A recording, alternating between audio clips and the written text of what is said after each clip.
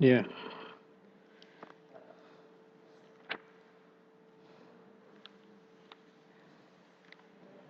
Oh, it's prose. That's why it's not there. Pretty good. Jaya Radha Madhava Kunja Vihari.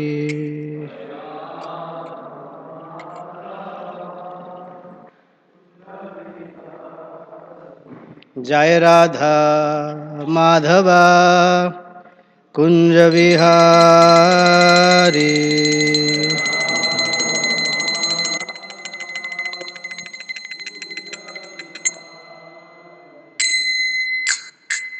Gopi Jana Vallabha Girivaradhari.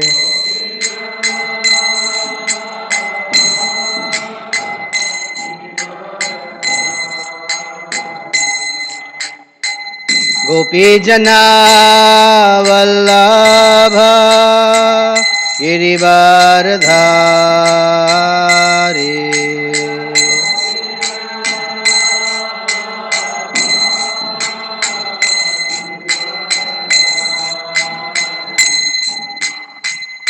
Yashodanandana Braja Janaranjana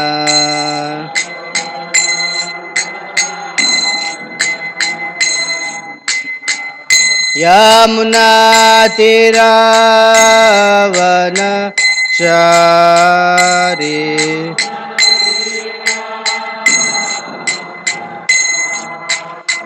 Yamunatiravanachari.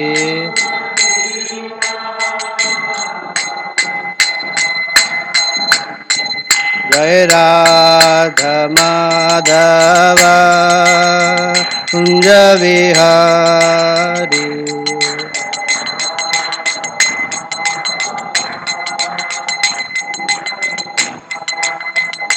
Jaya Gopi Jana Vallabha Girivaradhari.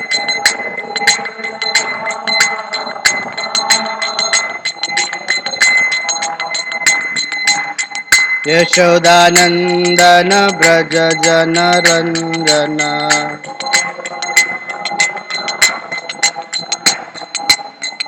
यमुनतीरावनचारि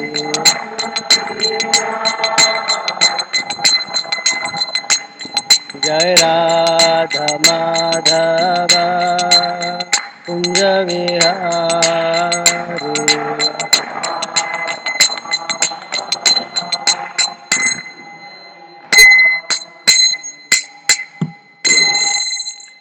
जय ओम विष्णुपाद परमहंस परिव्राजकाचार्य अष्टोत्तर शत Shri Srimad his divine grace A C भक्ति वेदांत स्वामी शिल प्रभुपाद की जय अनंत कोटि वैष्णव वृंद की जय ग्रंथराज श्रीमद् भागवतम की जय all glories to the assembled devotees all glories to the assembled devotees all glories to Shri Shri Guru and Gauranga Om Namo Bhagavate Vasudevaya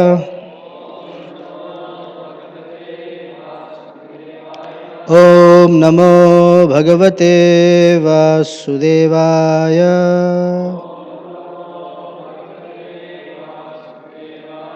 Om Namo Bhagavate Vasudevaya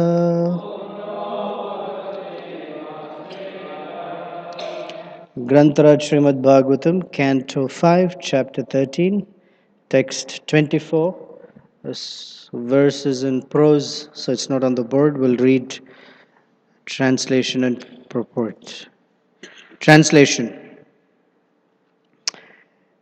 Srila Shukadeva Goswami continued, My dear king, O son of Mother Uttara, there were some waves of dissatisfaction in the mind of Jadabharat due to his being insulted by King Rahugana, who made him carry his palanquin. But Jadabharata neglected this, and his heart again became calm and quiet like an ocean. Although King Rahugana had insulted him, he was a great Paramahamsa. Being a Vaishnava, he was naturally very kind-hearted, and he therefore told the king about the constitutional position of the soul. He then forgot the insult because King Rahugana pitifully begged pardon at his lotus feet. After this, he began to wander all over the earth just as before. Purport. In Srimad Bhagavatam, Canto 3, Chapter 25, Text 21, Kapila Deva describes the symptoms of great personalities. Titikshava karunikaha suhrada sarvadehinam. A saintly devotee is certainly very tolerant. He is the friend of all living entities, and he does not create enemies within the world. A pure devotee has all the qualities of a sadhu. Jadabharata is an example of this. Due to the material body, his senses were certainly agitated when he was insulted by King Rahugana. But later, due to the king's humble submission, Jadabharata excused him. It is the duty of everyone desiring to return to Godhead to become submissive like King Rahugana and beg pardon of Vaishnavas one may have offended. Vaishnavas are generally very kind-hearted. Therefore, if one immediately submits himself at the lotus feet of a Vaishnava, one is immediately cleared of the offensive reactions. If one does not do so, the reactions will remain and the results will not be very palatable. Om Ajnanatimirandasya Jnananjana Shalakaya Chakshur Unmilitam Yena Tasmai Shri Gurave Namaha Shri Chaitanya Manobhishtam Sthapitam Yena Bhutale Swayam Rupa Kadamahyam Dadati Swapadantikam Vancha Kalpatarubhyascha Kripa Sindhubhya Evacha Patitanam Pavanebhyo Vaishnavebhyo Namo Namaha Jai Shri Krishna Chaitanya Prabhu Nityananda Shri Advaita Gadadhara Shivasadi Gaura Bhakta Vrinda Hare Krishna Krishna Krishna Hare Hare Hare Rama Rama Rama Hare Hare Radhe Madhava Jadhe Jaya Jaya Madhava Daite Gokula Taruni Mandala Mahite. Actually, in that song, the last verse says, Karunam Kurumai Karuna Bharite Sanaka Sanatana Varnita Charite. It's begging Srimati Radharani uh, to please be merciful upon the devotee.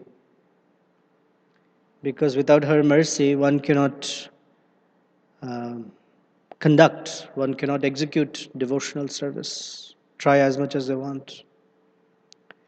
In fact, they won't even know what is devotional service unless there is the mercy of Srimati Radharani. And even great personalities like Sanaka, Sanatana, these are the four Kumaras who are considered very, very staunch brahmacharis. And even they take shelter of her lotus feet and they glorify her character. Karunam Kurumai Karuna Bharite Sanaka Sanatana Varnita Charite. That they spend their time glorifying and discussing the greatness of Srimati Radharani. So, in the context of Radhashtami, which is a very special festival, we can discuss this verse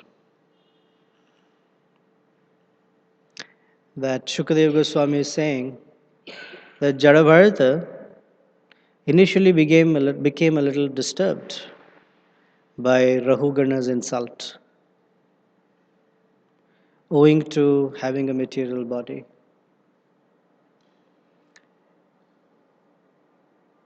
Now, quite contrast to this is when Maharaj Ambarish was insulted. You know the story of Maharaj Ambarish being insulted? No? Maharaj Ambarish was a king emperor of the universe, and he had maintained a particular Ekadashi Vrata for an entire year. And the time came for him to break the vow or the particular Vrata and accept some food. It just so happened that on that auspicious day, Durvasa Muni, who is a partial representation, partial incarnation of Lord Shiva, very, very merciful, yet can also become very angry in an instant. He appeared there, and Maharaj Ambarish was very happy that such a great personality has come. He received him nicely, honored him appropriately, and said, the time is arriving for breaking the fast. And he said, okay, I'm going to go take my bath and come. So when Durvasa Muni went for his bath, Maharaj Ambarish was waiting. And his brahmanas told him, the time for breaking the fast is going away. You better quickly break your fast because the whole year's worth of austerity that you have taken up might go waste. So I said, but how can I eat before Durvasa Muni? That would be an offense. He's our guest. This is proper hospitality, that the guests eat first and then the host, not the other way around. Oh, because the guest came late, I had my dinner and will serve you later. So his brahmanas told him, all right, you can drink some water, sip some water. In that sense, you have broken the fast, and in another sense, you have not broken the fast. So, on a basis of technicality, you're okay. So he said, okay, and he drank a little water. And Durvasa Muni came at that time, and he became very upset. What is this? You are sipping water before you honor your guest? This is very, very bad. And for such terrible indignation, all you deserve is to die. Imagine that. If you drink water, someone curses you to die. And so he plucked a lock of hair from his head and crushed it to the ground, and a fierce demon was born out of it. And he ordered the demon, kill Maharaj Ambarish right now. So this demon charged at Maharaj Ambarish. And it's described that Maharaj Ambarish just stood like that. He didn't even flinch an eyelid. And it said that his mind did not disturb even the slightest. Like he had no negative feelings towards Durvas Muni. He didn't even say, hey, come on, it's a little water. It's like killing a mosquito with a cannonball. This is so disproportionate. The punishment is so disproportionate. He didn't even justify, no defense, nothing. He just stood there. In his mind, he had absolutely no anger or any feeling, even a tinge, towards Durvasa Muni. And the story continues that he was always thinking of Lord Vishnu. So he was thinking, oh, what an opportunity to intensify my remembrance of Krishna. And immediately from Vaikuntha, Krishna's Sudarshan Chakra came and he was pursuing Durvasa Muni, tit for tat. So Durvasa Muni got scared. He started running. And the Sudarshan Chakra started pursuing him. So it was a guided missile. It was sensing the heat, Durvasa Muni's heat. And Durvasa Muni ran up to Brahmaloka, to Lord Brahma, and said, please, please protect me. Brahma said, sorry, buddy. This is Sudarshan Chakra. I can't help you. And he was in hot pursuit. So he went to Lord Shiva, his father, said, please protect me. He said, oh, this is Vishnu's chakra. I can't do anything for you. Sorry. He went to Vaikuntha Loka, to Lord Vishnu himself, and said, this is your Sudarshan Chakra. Please, I'm sorry. Please forgive me. And Vishnu said, oh, I'm sorry. I can't do anything. I'm totally sold out to my devotees. And they're in my heart. I am in their heart all the time. So if you offended my devotee, only he can forgive you. I'm actually helpless. I can't do anything for you. So Durvasa Muni ran back to Ambarish Maharaj, fell at his lotus feet, and said, please forgive me. And Ambarish Maharaj said, no, you please forgive me. I have offended you. Oh, how can you offend me? I have offended you. For such a small thing, I cursed you to die. He said, no, I shouldn't have done it. I'm very sorry. And so the Sudarshan Chakra then relented. It's a story in the 9th canto. Maharaj or Jada Bharata, it's described that he had a little disturbance in his mind, owing to having a material body. So the lesson for us is, the difference between, let's say, us and Jada Bharata is this, that Jada Bharata did not react or respond to that disturbance that was in his mind. He became calm like the ocean. Contrasting that to one of us, like any of us, a practicing devotee, is we're very quick at reacting to whatever's happening inside the mind. We never detach ourselves from the mind to consider, whoa, hold on a second, I don't like that thought, just calm down. Or, that's not a very healthy thought, I shouldn't pursue it. We are not detached from our mind. In fact, we are so connected to our mind that whatever happens in it, we are pushed to act it out. We are actually almost helpless. We have to act out the impulse of the mind. And a person who's a yogi or aspiring yogi learns to systematically disconnect himself or herself from the mind. So in terms of the storyline, when Jadabharata became disturbed, he considered, oh, this is not nice. I shouldn't be disturbed. And Maharaj Rahugana, he offered his obeisances and sought forgiveness from Jadabharata. So as soon as he sought forgiveness, Jadabharata became very calm like the ocean. This calm like the ocean reference is in Bhagavad Gita, chapter 2, text number 70, where Krishna has just described the characteristics of a sthita pragya, a person whose consciousness is fixed in the Supreme.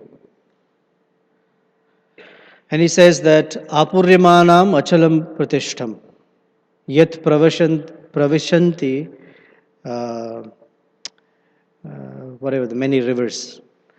So the analogy is that there are hundreds and thousands of rivers flowing into the ocean. But the ocean does not get carried away and run over its shore. It has the capacity to absorb all of that and remain within the boundaries of the shore. And so Krishna says, similarly, for a yogi, for a devotee, there's so many things happening in the mind, so many inputs, and the mind's responses to so many things. And the devotee learns how not to go beyond the boundaries of Vaishnava etiquette, Vaishnava behavior. So the boundaries of Vaishnava etiquette are defined by humility, tolerance, non-violence, friendly attitude, freedom from envy. These are all boundaries. And a Vaishnava cultivates his or her life to remain within those boundaries. When all these impulses tend to push a person beyond those limits, like an impulse of envy will push the person to say something insulting or do something harmful, or the impulse of pride will push the person to becoming violent, or the impulse of greed will push the person to fulfill a lusty or greedy impulse or desire, or something that one will go beyond the realm of humility. What is that? The desire for appreciation. Oh, you did such a wonderful service. Nobody acknowledged it. You need some acknowledgement. Otherwise, come on, how will you be able to perform your devotional service? So, a person steps out of the boundary of humility and searches for that appreciation. This is like a tsunami in a devotee's life. The ocean goes beyond the shores and causes destruction and havoc.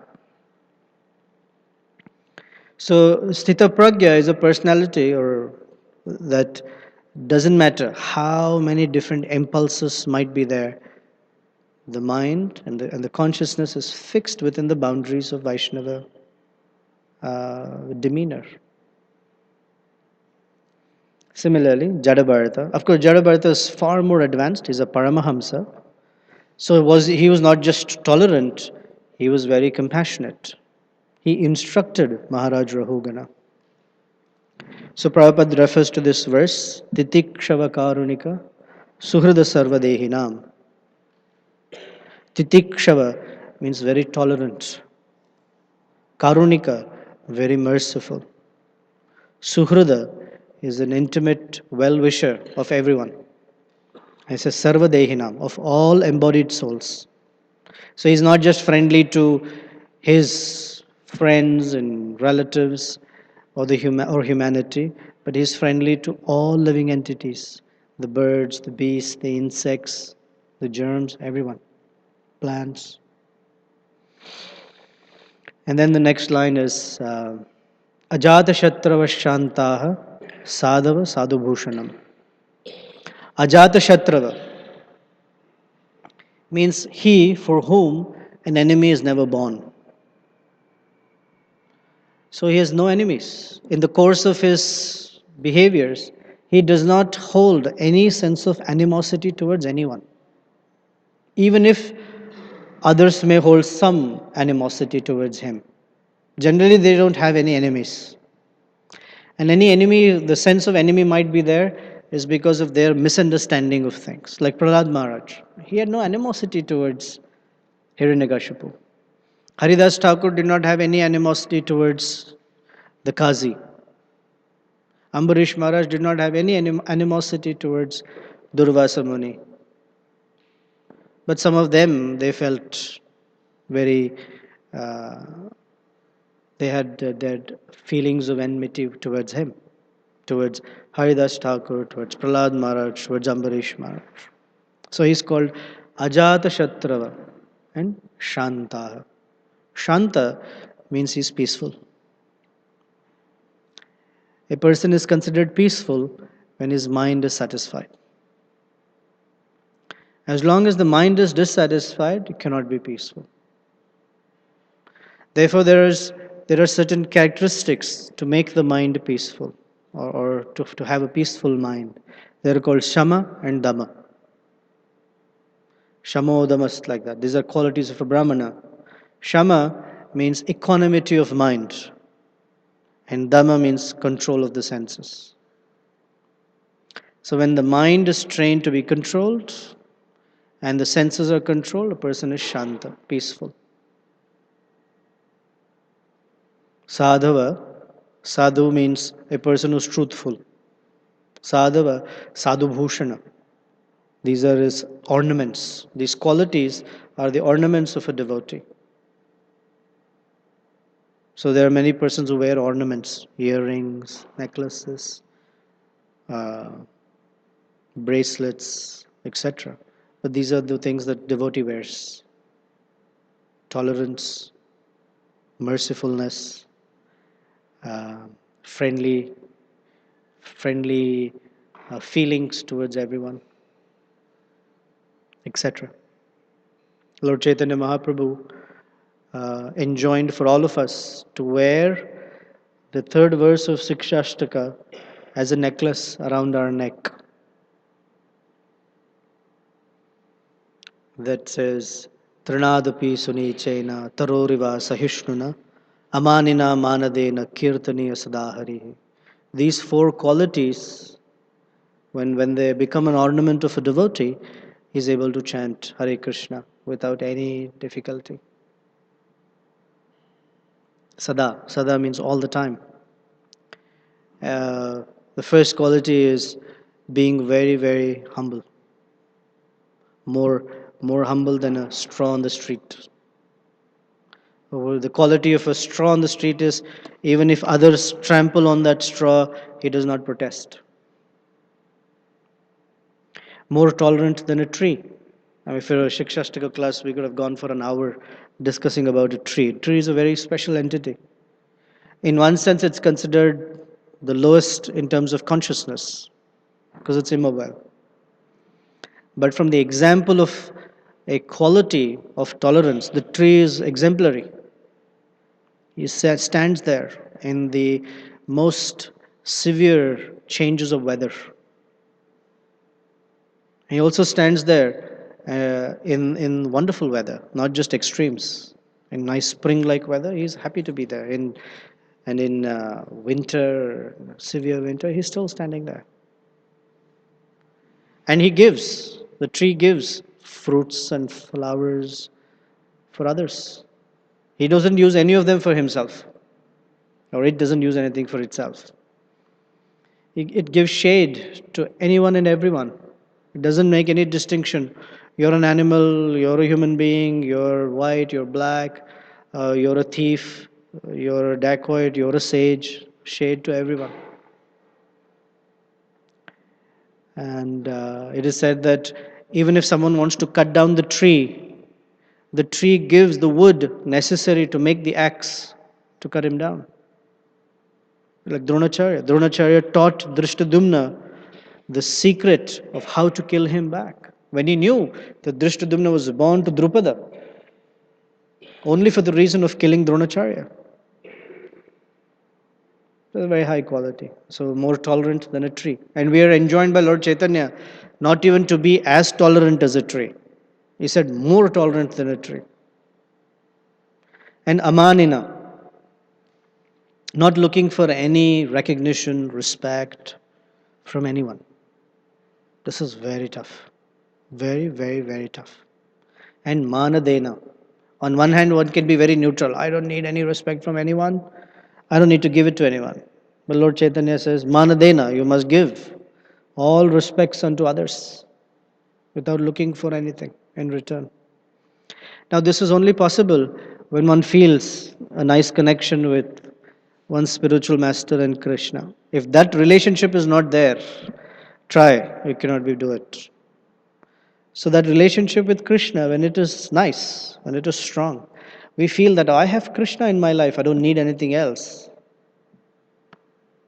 I have Krishna's very mercy, Krishna's compassion has manifested in the form of spiritual master. I don't need anything else. Then one is not looking for respect. One is happy to give. One is tolerant, merciful, humble, etc. In the absence of that relationship, these qualities don't manifest. Even if we try, they will not manifest. We can try in a sense that there will be a limit to it. And beyond the limit, we'll say, oh, that's the limit of my humility. Come on.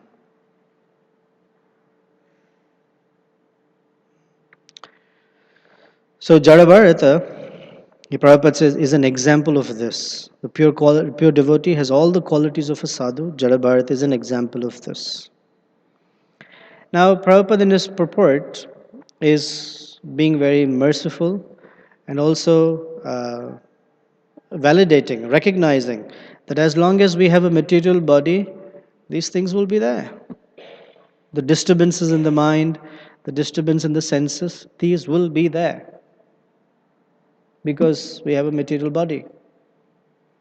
So we should not get too disturbed. Oh, what is this? My mind still has all these things in it, past desires, or my senses seem so agitated. As long as we have a material body, it is a part of this constant reminder of the foolishness that we made, the foolish mistake that we made of turning away from Krishna. This is a reminder, constant reminder. So our duty in Krishna consciousness is to spiritualize our mind and body to such a degree that there are no disturbances. And even if there is some impulse, like in this case, Jadabharata has, one doesn't get overwhelmed by it. One doesn't react or act it out.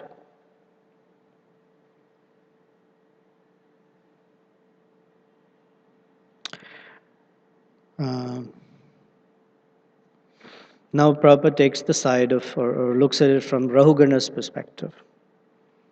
The Rahugana offended a devotee, which is a very, very serious problem.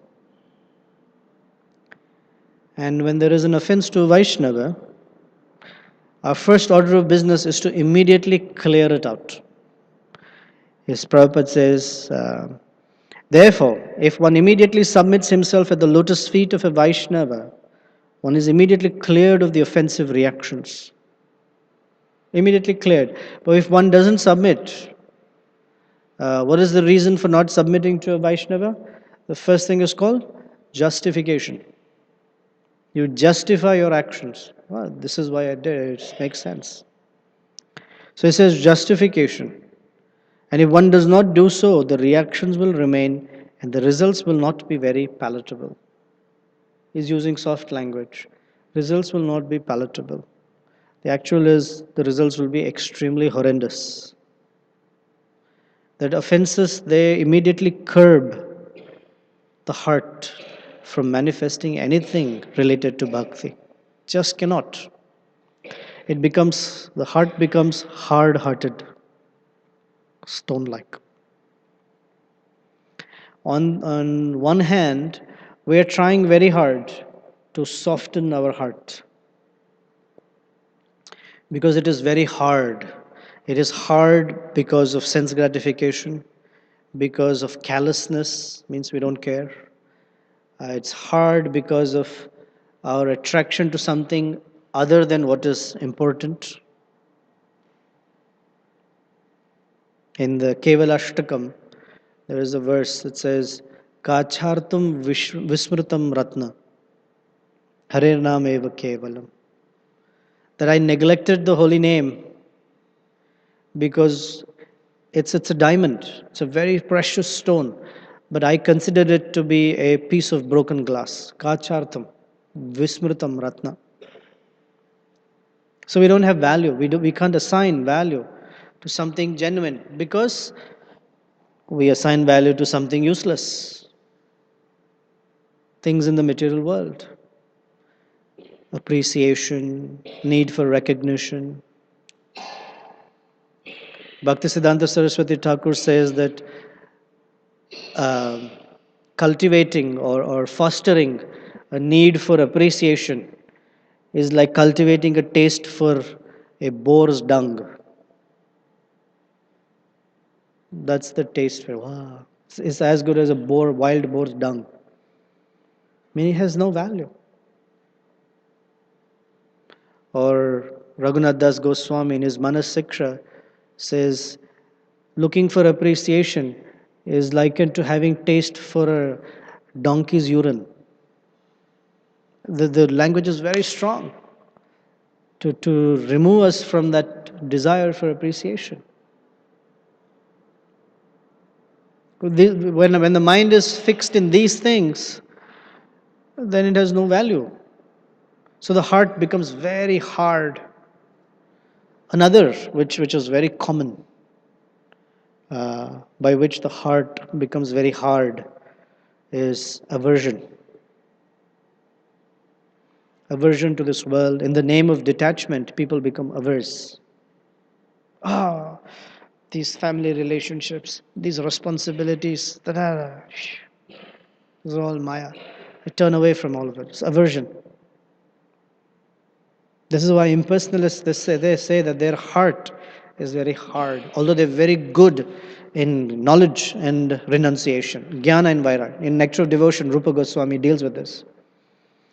He says that an ordinary renunciate or an impersonalist is very good in knowledge, is very good with renunciation, but the heart is hard like stone. Sarvabhauma Bhattacharya accepts that my heart was like a dry oil cake. And because of Lord Chaitanya's mercy, it is now nice and soft. It has some juice in it. And because there is no juice, there's a nice song sitting on the audio system there. Gauranga Karuna Koro. Oh my Lord, dear Lord Chaitanya, please give me your mercy. It says, Patita Pavana. You're supposed to be the uplifter of all the fallen persons. And you wouldn't find anyone more fallen than me in all of the three worlds. Mosama Patita Prabhu Nahi Tribhuvane. There's no one like that. In one sense, it's valid because there are many persons who are fallen. They have very, very terrible habits, very gross kind of lifestyles, like indiscriminate eating, indiscriminate alcohol use, drug abuse, violence, all of that. And for us, even after knowing so much, not taking it full heartedly is part of being fallen. Krishna uses the term Naradhama. Nara Adhama. So we sing to Prabhupada every in the morning, the spiritual master. Adhama Patita, Adhama Janara Bandhu. The spiritual master is very compassionate in uplifting those specifically who, after knowing the value of things, don't make the best use of it. Who's more unfortunate? Those who don't know, or those who know but don't do anything about it? Naturally, the latter. At least you can say the first type is innocent in this sense, that they didn't know. But those who know. So if falling at the feet of Vaishnavas is the only remedy. So it's that all the Vaishnavas are guided by or under the jurisdiction of Srimati Radharani. She is very merciful. She is the most merciful. And under her jurisdiction, we all get inspiration in our Krishna consciousness. When on a day-to-day basis, if any one of us feels unenthused or uninspired, all we can do is pray to Srimati Radharani. Please give me some enthusiasm to serve Krishna. And you will find some very special mercy comes. Because she has keen interest and vested interest to seeing that the conditioned souls want to serve Krishna. So she gives her enthusiasm to us. Therefore we chant Hare Krishna. The Hare is to inspire us with enthusiasm to serve Krishna. Because her enthusiasm is unparalleled. It is free of any tinge of selfishness. It's unconditional. It is full of love towards Krishna. So under her jurisdiction, we pray for her enthusiasm. And enthusiastic service is pleasing to Krishna. Krishna enjoys it. Krishna doesn't enjoy unenthusiastic service. Prabhu, Mataji, can you take care of this? Okay. That is service. But there's no enthusiasm in it. So it's not pleasing to Krishna. Really? I should do it? If no one else is there? Okay. What to do? So enthusiastic service is very essential. When we serve with enthusiasm, the heart starts becoming softer. Unenthusiastic service, there's no softening of heart. We will collect a lot of what is called agyata sukrutis. Little points, but there are all, 1 point, 2 points, like that. Enthusiastic service is like 50, 60, like that. So those are some thoughts. Any questions or comments? Ankit?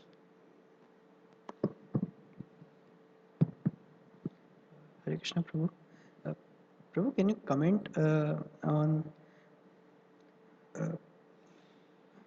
when Bharat Maharaj was about to be killed? His mind didn't get agitated. In this case, like it is explained that he got agitated for a short period of time. Yeah. So why is that? I don't know. It just says, this is Shukadeva Goswami giving us a little insight into Jada Bharata's heart. He says there were some waves of dissatisfaction in the mind of Jada Bharata due to his being insulted. In one sense, you could say that it's easier to tolerate discomfort to the body. It's more difficult to tolerate discomfort to the mind. So there was an attack on the body. It was okay. He was not so attached to the body. But there was a tinge apparently here. That's what it seems like saying. There's a tinge that his mind got a little disturbed. But there's a difference. I mean, he's a great personality. It's not like his mind got disturbed and he's blasted Rahugana because his mind was disturbed. That's not why he blasted. He blasted Rahugana to help him. There's a difference. When we respond because the mind is disturbed, it is our anger that we spit out on others. In this case, he's compassionately helping Rahugana. So it's a very, very high stage, it's a Paramahamsa. He's not like reacting. But there's a wave of disturbance. It didn't say it was a deluge. In the notion, a wave is really insignificant. But yes. So in the Bhagavad Gita, Krishna describes, when he talks of Sthita Pragya, you'll see many times he will say, in heat or in cold, in favorable or unfavorable, in profit or loss. And then the next verses will be in insult, in fame or infamy, because that's Satla. He says Sukheshu Dukheshu, and he says Mana Apamanayo. That's more difficult to control. So how to be peaceful? Cheto Darpanamarjanam. That is the clearing. Unless the consciousness, the mind isn't cleared, these things will be there. So before the mind becomes fully clear, or while the mind is being fully cleared, Krishna tells us, Titikshasva Bharata. Learn to tolerate it. Don't react. Don't react just because things are happening. Learn to tolerate. And that learning to tolerate comes from recognizing the sense of self. If that is clear, or at least we consider that, then the detachment from the mind is easier. So, for example, in chanting of the holy name, it's very easy that the mind, it's called is on a chariot, manoratha. It takes us everywhere. So it's described that when we're chanting Hare Krishna, we consider, who am I? I'm a servant of Krishna. I'm a soul. I'm not this thought, this body. We consider like that. So it's said that it's easier for the mind to stay with the holy name when we consider a sense of self, if that's clear. Otherwise, somebody insulted something and we say, what does the person think? Why are they insulting me? Krishna, Krishna. What's it? Because the sense of identity is with that insult. Actually, sometimes we see that like if we gets Can I speak up? Sure. I thought I was speaking loud. Oh, can you speak up? sometimes like we see that when we get insulted or something, the reaction comes almost spontaneous. I mean, we The don't. reaction comes spontaneously. Absolutely. That's right. Why? Because the sense of self is driven by false ego. It's very strong bodily conception of life. It almost is like a reflex. It's not something we even consider.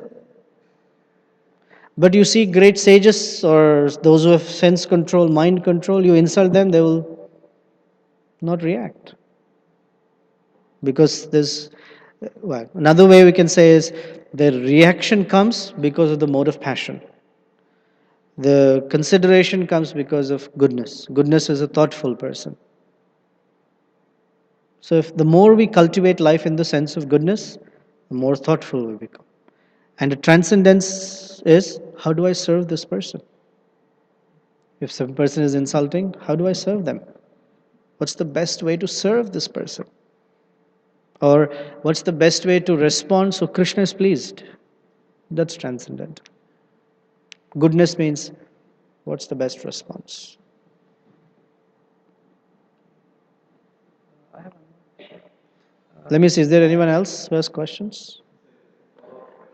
Okay, so let him ask and then you can come back. So, Prabhu, in this situation, how to think of the spiritual master and think that to make our relationship more stronger with Krishna and spiritual master and handle the situation?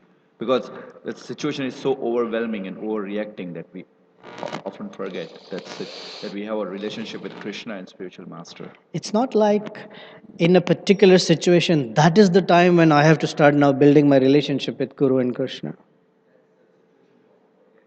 So then when we forget, we face the reaction for it.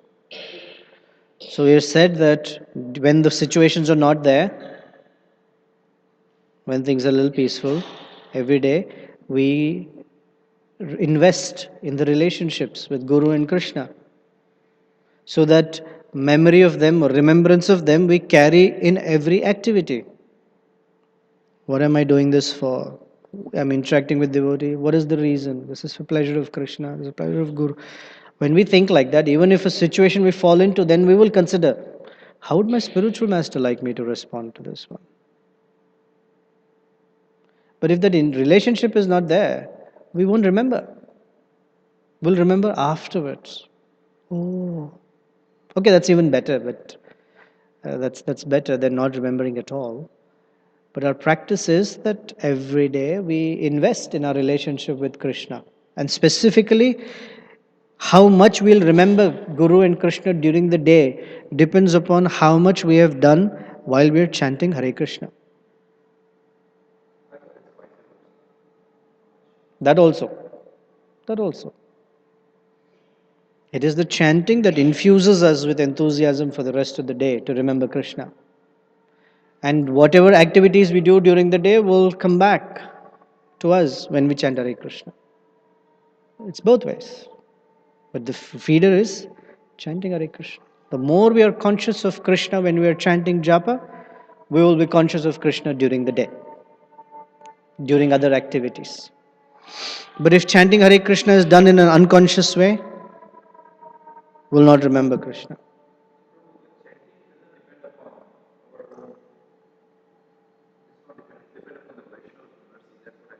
That's correct. Depends on Krishna's mercy. But we are asking for Krishna's So mercy. unless we have served properly Vaishnavas, let's say last day we have got some bad relationship or something with our Vaishnavas in a temple, then definitely the next day our japa will be ruined. So that's the purport. So when the last day something happens with the Vaishnava, fix it immediately. Don't let it linger. Take care of it. Or let's take care of it. Otherwise it grows and grows and then you can't chant. And you can't chant means you can't remember Krishna. The purport is saying fix it immediately. One is immediately cleared off. Therefore, if one immediately submit himself to the lotus feet of a Vaishnava, solve problems with Vaishnavas as soon as possible so we can chant properly. That's the instruction Prabhupada is giving us. And even if something remains, if we try to chant nicely, my dear Krishna, please give me your mercy, then Krishna will tell us in the heart, the mercy is blocked because there's a problem with that devotee. So you go fix that, and then you can chant. In one of the lectures about Japa retreat, I heard that there was a 64 round day, and there was one Mataji who was going to chant 64, and she was praying to Krishna, please let me chant. And as she was chanting, she chanted 16, 32, 48 rounds, and it was like the dullest chanting ever that she had done. She was been chanting for 40 years. And after the 32 rounds, or somewhere in the 40th round, one after the other, she got memory of all the devotees with whom she had difficulty. And she burst into tears, crying, my dear Krishna, I'm very sorry. I make a resolve to go take care of all of that. And then her chanting improved. Krishna was showing this block, that block, that block. So that was the point. The heart becomes hardened. And only Krishna's mercy will soften it so we can recognize, oh my gosh, look at what's all there. Understand? Yes? Okay, thank you. Who else? Sean, and then anyone this side? Okay. Prabhu, you were mentioning that aversion is one of the obstacles that makes one become hard-hearted. Mm-hmm. But also, it seems that in the previous chapter, it was describing a lot of miseries that went along with material life. So, what is the balance between maybe detachment and aversion? And It is described that aversion is the flip side of attachment. So aversion is another way in which that attachment manifests. Do you want to hear a story of two brahmacharis? Two brahmacharis were walking through town and they were passing from one place to another place. And they came upon a village. And as they entered a village, they saw a young woman standing at a well, ready to jump in and kill herself. Very good looking, beautiful woman. So one of the brahmacharis ran and held her by her waist and brought her down and said, what are you doing? Please don't do like this. The other one was stoic. 2 days passed, and the second brahmachari told the first one, I'm very disturbed. I don't like your behavior. So the first one said, really, what did I do?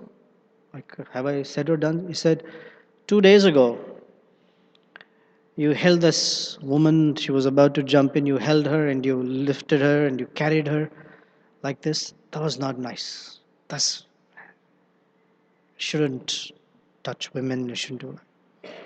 So the brahmachari said, why? I only carried her for 2 seconds. You've been carrying her in your mind for 2 days. The sense of aversions, this is not, it's still there. It's the flip side of attachment. So when we hear about the forest of material existence and the dangers of being attached to material existence, the teaching is to be attached, to become attached to Krishna. So there is detachment from this. Because if there is aversion, it plays in the mind again and again. The same thing, that object starts becoming, it still remains in the consciousness. Only from a negative perspective, but it remains. You understand? So the point is to become attached to Krishna so that that object or whatever that this is not there. But one's reckoning, oh, this is this, this is that. Otherwise it keeps playing. Okay, Ankit, I will stop.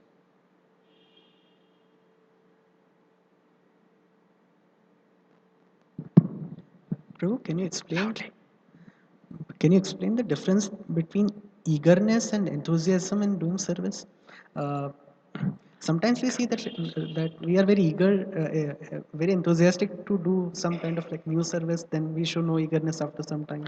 You're very eager to do some service? Enthusiastic to do some like new service, but like after some time we may show no eagerness in doing that. Sometimes you're very enthusiastic to do some new service and then after that it becomes old.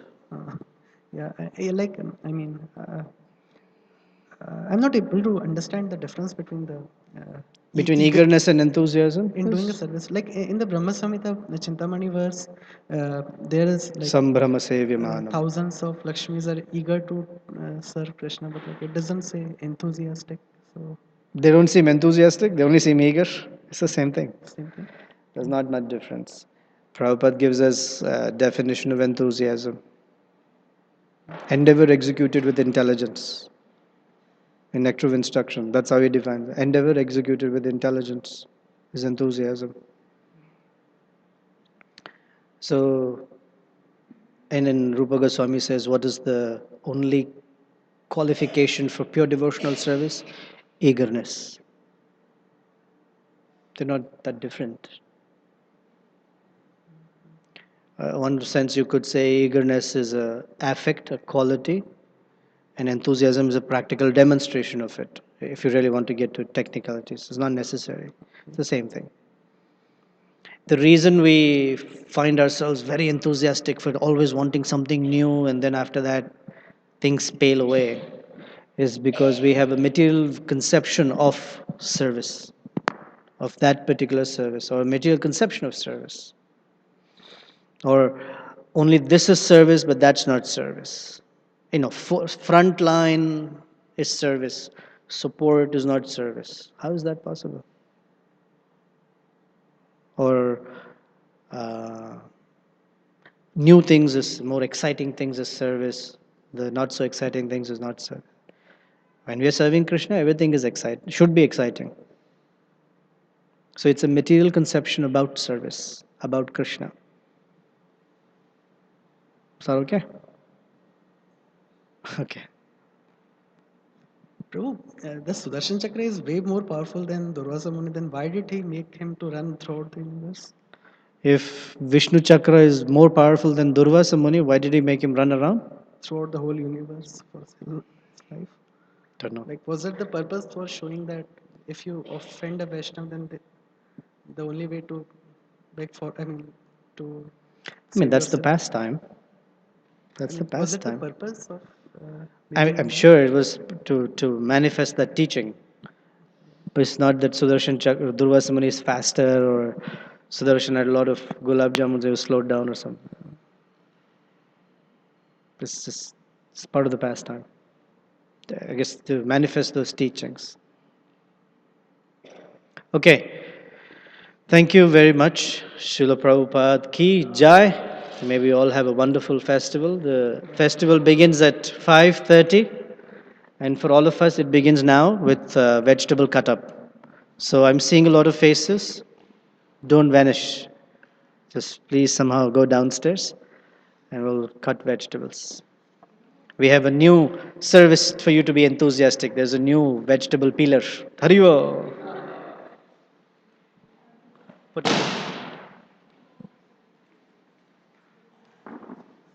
Thank you.